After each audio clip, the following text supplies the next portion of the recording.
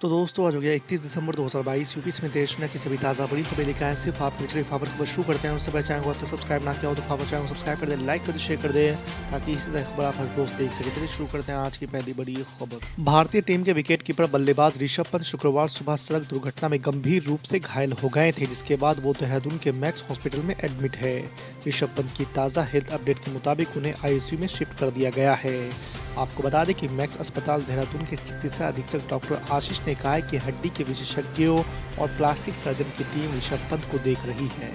केंद्रीय मंत्रिमंडल में इस महीने बदलाव की संभावनाएं जताई जा रही है। ऐसी खबरें हैं कि प्रधानमंत्री नरेंद्र मोदी बजट सत्र से पहले ही ऐसा कर सकते हैं।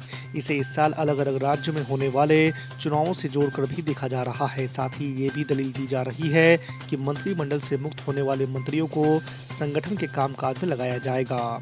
अनुमान जताया जा रहा है कि 14 जनवरी के बाद ये फैसला हो सकता है। उत्तर भारत इन दिनों कड़ाके की ठंड की चपेट में है। यूपी, बिहार, दिल्ली, एनसीआर समेत कई इलाकों में सर्दी ने ठिठुरन बढ़ा दी है। मौसम वैज्ञानिकों का कहना है कि उत्तर पश्चिम से बहने वाली सर्द हवाओं और कोहरे से धूप की तीव्रता में कमी आई है। इस वजह से उत्तर पश्चिम भारत में पिछले दिनों में शीतलहर और सामान्य से कम तापमान का दौर देखने को मिला है। वरिष्ठ नेता और नवगठित डेमोक्रेटिक प्रोग्रेसिव आजाद पार्टी के प्रमुख गुलाम नबी आजाद ने शुक्रवार को कहा कि कांग्रेस में लौटने का कोई इरादा नहीं है। आपको बता दें कि गुलाम नबी आजाद ने इस साल कांग्रेस के साथ अपने 52 साल पुराने जुड़ाव को तोड़ दिया था। पूर्व केंद्रीय मंत्री और जम्मू कश्मीर के मुख्यमंत्री रह चुके अनुभवी राजनेता ने पीटीआई से कहा है कि पुरानी पार्टी में उनकी वापसी का सुझाव कांग्रेस में कुछ निहित स्वार्थ वाले नेताओं द्वारा किया गया है और इसमें कोई सच्चाई नहीं है। मां हीराबेन के निधन के बाद प्रधानमंत्री नरेंद्र मोदी ने अपने पहले से तय कार्यक्रमों को स्थगित नहीं किया। सुबह ही अहमदाबाद पहुंचने के बाद वो मां के अंतिम संस्कार में शामिल हुए, मां को अंतिम विदाई दी और फिर गुजरात राजभवन पहुंचकर वीडियो कॉन्फ्रेंसिंग के जरिए ही कार्यक्रमों में शामिल हुए। पीएम मोदी ने हावड़ा न्यू जलपाईगुड़ी वंदे भारत ट्रेन को हरी झंडी दिखाई। इसके बाद उन्होंने संबोधन भी किया। राहुल गांधी साल 2024 में प्रधानमंत्री पद का चेहरा होंगे, ये बात कांग्रेस के वरिष्ठ नेता और मध्य प्रदेश के पूर्व मुख्यमंत्री कमलनाथ ने शुक्रवार को कही है। उन्होंने भारत जोड़ो यात्रा को लेकर राहुल गांधी के नेतृत्व की सराहना भी की।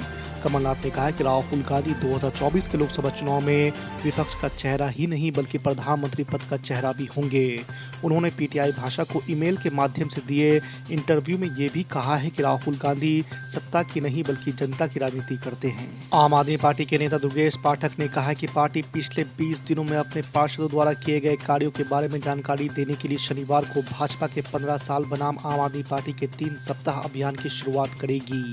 उन्होंने कहा है कि आम आदमी पार्टी पिछले 20 दिनों में अपने पार्षदों द्वारा किए गए कार्यों पर एक रिपोर्ट साझा करेगी। चीन में कोरोना वायरस के मामलों में हुई बढ़ोतरी ने दुनिया भर को टेंशन दे दी है। भारत सरकार भी कोविड-19 के खिलाफ लोगों को सतर्क करते हुए कई तरह की तैयारियां कर रही है। अब एम्स दिल्ली के पूर्व प्रमुख डॉक्टर रणदीप गुलेरिया ने कहा है कि लोगों को जनवरी के तीसरे हफ्ते तक सावधान रहने की जरूरत है। हालांकि उन्होंने ये भी कहा है कि बहुत पैनिक वाली स्थिति अभी नहीं है, लेकिन छुट्टियों के चलते कोरोना मामलों के बढ़ने की आशंका है। समाजवादी पार्टी के मुखिया अखिलेश यादव ने राहुल गांधी की भारत जोड़ो यात्रा से दूरी बना ली है। गुरुवार को उन्होंने खुलकर कहा है कि वो भारत जोड़ो यात्रा में शामिल नहीं होना चाहते हैं। यही नहीं, उन्होंने कांग्रेस को भी भाजपा जैसा ही बताया है। अखिलेश यादव ने मीडिया के सवालों पर कहा कि हमारी पार्टी की विचारधारा अलग है, भाजपा और कांग्रेस एक ही है। यही नहीं, अखिलेश यादव ने कहा कि मुझे तो भारत जोड़ो यात्रा का न्योता भी नहीं मिला है। मध्य प्रदेश के पूर्व मुख्यमंत्री और बीजेपी की वरिष्ठ नेता उमा भारती ने लोधी समुदाय से कहा है कि वो अपनी मर्जी से किसी भी पार्टी को वोट देने के लिए स्वतंत्र है। भारती खुद लोधी समुदाय से ही ताल्लुक रखती है, जो ओबीसी कैटेगरी में आता है। आपको बता दें कि उमा भारती के इस संदेश के कई मायने निकाले जा रहे हैं, क्योंकि परंपरागत रूप से लोधी समुदाय बीजेपी का ही वोट बैंक रहा है। भारत जोड़ो यात्रा के दूसरे चरण की शुरुआत से पहले पूर्व केंद्रीय मंत्री कांग्रेस नेता सलमान खुर्शीद गुरुवार को मथुरा पहुंचे। सलमान खुर्शीद ने कहा है कि महात्मा गांधी ने सीख दी थी कि भगवान सबके हैं, हम उनकी सीख पर चलते हैं, ना कि भाजपा और आरएसएस की लिखी हुई स्क्रिप्ट पर। आपको बता दें कि राहुल गांधी की तुलना भगवान राम से करने वाले बयान पर उन्होंने कहा है कि मजहब अलग हो सकते हैं लेकिन सभी मजहब समान हैं। बीएसपी प्रमुख मायावती ने दलितों पिछड़ों के आरक्षण के मामले में भारतीय जनता पार्टी, कांग्रेस और समाजवादी पार्टी पर हमला करते हुए बृहस्पतिवार को अनुसूचित जाति, जनजाति और पिछड़ा वर्ग के लोगों को इन सभी दलों से सावधान रहने की अपील की है। यूपी की योगी सरकार को दलित और पिछड़ा वर्ग विरोधी करार देते हुए समाजवादी पार्टी के प्रमुख अखिलेश यादव ने नगर निकाय चुनाव में ओबीसी को आरक्षण के मुद्दे पर चर्चा करने के लिए विधानसभा का विशेष सत्र बुलाने की मांग की है। गुरुवार को लखनऊ में मीडिया से बात करते हुए अखिलेश यादव ने कहा कि अगर सरकार की नीयत साफ है तो वो सदन बुलाकर अपना पक्ष रखे।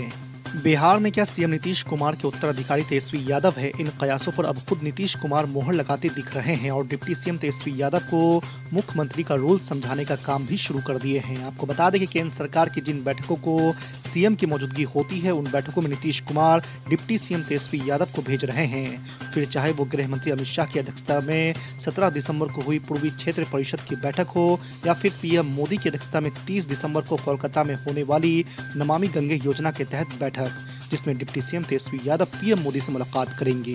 उत्तर प्रदेश में निकाय चुनाव को लेकर सभी पार्टियां तैयारी में जुटी हुई है, लेकिन एक पार्टी है जिसके प्रदर्शन पर इस बार सबकी नजर रहेगी। ये पार्टी एमआईएम प्रमुख असदुद्दीन ओवैसी की है। दरअसल एमआईएम ने 2017 के यूपी निकाय चुनाव में तमाम राजनीतिक विश्लेषकों को चौंकाने वाला प्रदर्शन किया था।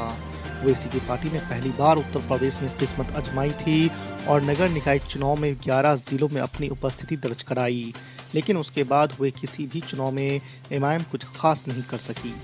बीजेपी सांसद प्रज्ञा सिंह ठाकुर की मुश्किलें बढ़ सकती है। कांग्रेस के वरिष्ठ नेता जयराम रमेश ने उनके उस बयान को हेट स्पीच बताया है जिसमें उन्होंने कहा था कि घरों में सब्जी काटने के चाकू भी तेज कर लो, न जाने कब इसकी जरूरत पड़ जाए।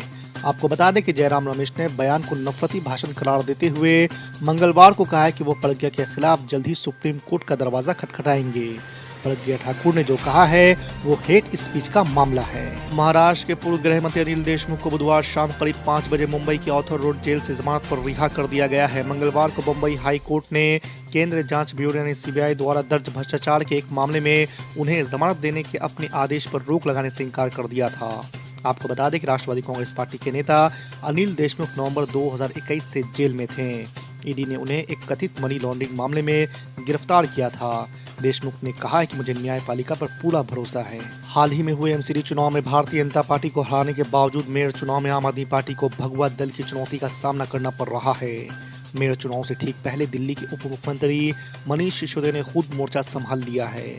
बुधवार को मेयर और डिप्टी मेयर पद के उम्मीदवारों के साथ ओखला में कूड़े के पहाड़ पर चढ़े और दुगनी तेजी से इन्हें खत्म करने की बात कही है।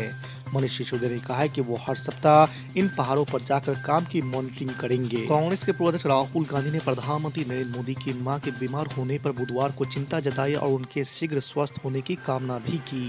राहुल गांधी ने ट्वीट किया है कि एक मां और बेटे के बीच का प्यार अनंत और अनमोल होता है। मोदी जी, इस कठिन समय में मेरा प्यार और समर्थन आपके साथ है। मैं आशा करता हूं कि आपकी माता जी जल्द से जल्द स्वस्थ हो जाएं। पूर्व विधायक मुख्तार अंसारी एक बार फिर प्रयागराज कोर्ट में अपने ही अंदाज में नजर आए। तनी हुई मूंछ और चेहरे पर मुस्कुराहट के साथ कोर्ट के बाहर आए। कोर्ट में जाते समय कुछ नहीं बोलने की बातें कहने वाले मुख्तार अंसारी ने बाहर आते ही एक शेर पढ़ दिया। बाकायदा उंगली दिखाते हुए मुख्तार अंसारी ने कहा कि तूफान कर रहा है मेरे अज़्म का तवाफ, दुनिया समझ रही है कि मेरी कश्ती भंवर में है। ईडी के कब्जे में रहने के बाद पढ़े गए इस शेर के कई मायने निकाले जा रहे हैं।